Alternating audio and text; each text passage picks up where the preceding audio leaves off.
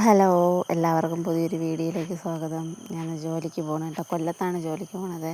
ഞാനും സാറിനൊട്ടും വയ്യ കേട്ടോ. സാറിന് പനിയാണ്. അപ്പോൾ കുറച്ച് നേരം പിന്നെ ഞാൻ ഡ്രൈവ് ചെയ്തു. സാറിന് വയ്യാത്തതുകൊണ്ട് ഞാൻ ഡ്രൈവ് ചെയ്തു. ആദ്യം നമ്മൾ പോണത് വാളകത്താണ് കേട്ടോ.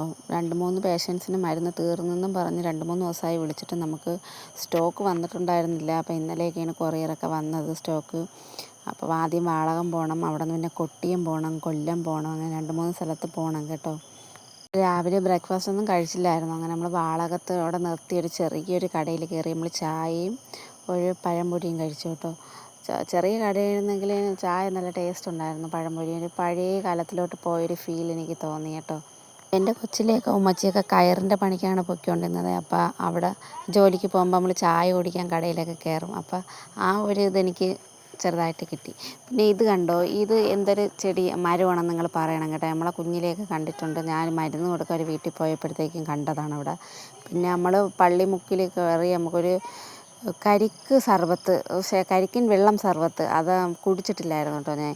പക്ഷെ അതിനൊരു കരിക്കിൻ വെള്ളത്തിൻ്റെ ടേസ്റ്റ് എന്നായിരുന്നു, കുഴപ്പമില്ല. പക്ഷെ ഭയങ്കര തണുപ്പായിരുന്നു കേട്ടോ. സാറത് മേടിച്ച് കുടിച്ച് സാറിന് ഒത്തിരി കൂടെ ജലദോഷവും പനിയും കൂടെയാണ് ചെയ്തത്.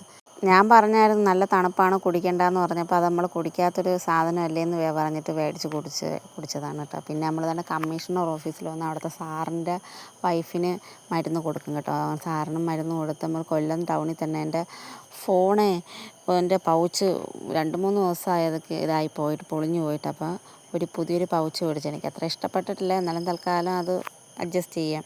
പിന്നെ ഞാൻ വന്നു, യാസിനത ഫുട്ബോളിന് കൊണ്ടുപോകുന്നു. അപ്പോഴേ എനിക്കിന്നൊരു കൊറിയർ വന്നു കേട്ടോ.